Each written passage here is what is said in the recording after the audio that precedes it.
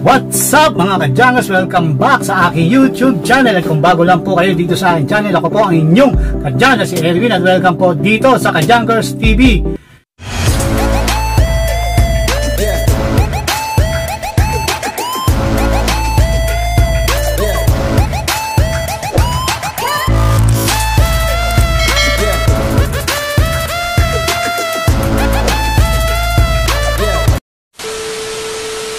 So magandang tanghali sa inyo sa mga impanig ng mundo dahil ang araw ngayon ay Saturday, August 23 na po mga kadyangers at ang oras na ay 12:08 na ng tanghali. No? Magandang tanghali sa inyo mga kadyangers sa mga impanig ng mundo.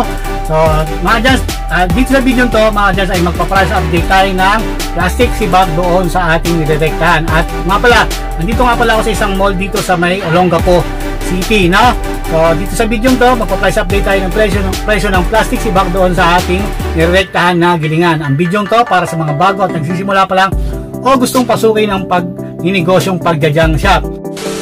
So sa mga junk shop na namimili sa mga malilit na mga bahay, ang klase ng sibak doon ay tatlong klase lang mga kadyangers. Ito yung plastic sibak, monoblock at yung tinatawag na PP block. No? So yan lang ang binibili doon sa mga junk shop na malapit sa inyong mga lugar, no? Pero pagdating sa pabrika o sa gilingan, meron ako i-share sa inyo na binibili nila na 14 klase, no? O 14 klase na plastic sibak pagdating na doon sa gilingan. So napakarami, di ba? So matutunghayan nyo dito o makikita niyo, maririnig niyo kung magkano nga ba ang presyo na pagdating na sa gilingan. So estimated ko sa mga junk shop na maliliit na sa 11 to 13 pesos ang plastic sibak ngayon, no? Hindi lang natin alam sa ibang mga lugar, no? So ayun, i-share ko na sa inyo ang video to.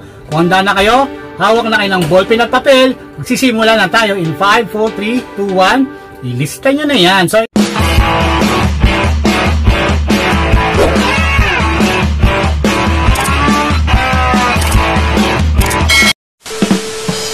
ito mga dyan, i-share ko sa inyong price update na to ay update ito nung August 19 mga kadyangers, no? So nung nakarang araw lang, dahil August 23 ngayon. So ngayon lang, ito lang sila nakapagbigay ng abiso dahil nung ibig sabihin, ngayon lang nagbago yung presyo mula noon. So ilang buwan na bago magpalit bago sila nag-abiso. So ayun, dami ko nang dada. So handa na tayo. Simulan na natin ang number 1 ay ang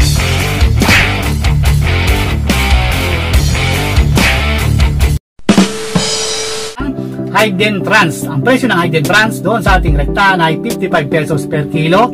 Napakamahal, no? So punta na tayo sa pangalawa, ang PP Trans ay 40 pesos per kilo. At ang pangatlo, ang PP Caps Trans na without printed ay 40 pesos per kilo. At ang PP White ay 25 pesos per kilo. At ang panglima ay PP Washing ay 30 pesos per kilo. At ang pang-anim ay IDPE Dextrose ay 30 pesos per kilo. At ang pang-pito, ang PP Colored A and B na 18 pesos per kilo. At ang pang-walo, ang PP Class B na 13 pesos per kilo. At ang pang-siyam ay Hayden White. Hayden White ay 27 pesos per kilo. At ang Hayden Colored ay 25 pesos per kilo. At yung pang-11 ay ang Orocan. At ang Orocan Mono White at yung Gray ay 25 pesos per kilo. At yung pang-12 natin ay yung Washing Colored. Ang presyo ng Washing Colored doon sa ating rektahan ay 25 pesos per kilo. At ang PP Black Lutang sa ating rektahan ay 13 pesos per kilo. At ang Hayden Black Lutang ay 15 pesos per kilo. So yan po ang mga nabanggit kong presyo ay gawin nyo lang yan guide, ipagkumpara nyo lang yan doon sa inyong mga nirerektahan o inyong mga pinagbabagsakan na mga kumpanya man yan o malalaking junk shop, no? So gawin nyo lang yan guide. So sana nagustuhan nyo ang video natin po today. Kung nagustuhan nyo naman, pakilike naman. At kung di pa kayo nakapag-subscribe syempre dito sa ating channel, click yung subscribe button, hit notification bell para ma-update po kayo sa mga bagong i-upload ko pang mga videos. So muli, ako ang inyong kadyangers si Erwin. Kita-kita po tayo susunod. See you on my next vlog. Bye-bye mga kadyangers. Peace out. Yo.